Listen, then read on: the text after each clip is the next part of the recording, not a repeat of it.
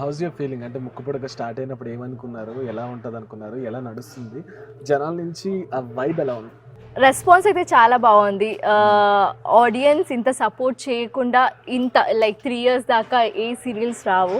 So చాలా బాగా support చేస్తున్నారు. ఆఫ్టర్నూన్ స్లాట్లో మందే టాప్ ఉంది. సో అది నాకు చాలా హ్యాపీ ఫీల్ అవుతుంది. అండ్ స్టార్టింగ్లో ఈ కథ ఒప్పుకున్నప్పుడు నాకు లైక్ ముందు ఏం జరుగుతుందో అంటే చాలా ఆలోచించలేదు.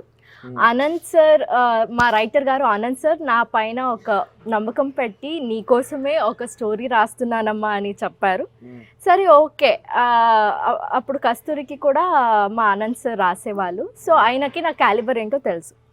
సో నీ పైన ఈ స్టోరీ రాస్తున్నాను అన్నప్పుడు నేను ఖచ్చితంగా మళ్ళీ ఇంకేం అడగకుండా కళ్ళు మూసుకొని ఈ స్టోరీకి ఓకే చెప్పేశాను.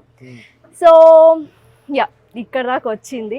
And thanks to Anantha Rao sir, మా రైటర్ అనంత్ గారు, మా ప్రొడ్యూసర్ అశోక్ సార్, మా డైరెక్టర్ అశోక్ రావు గారు.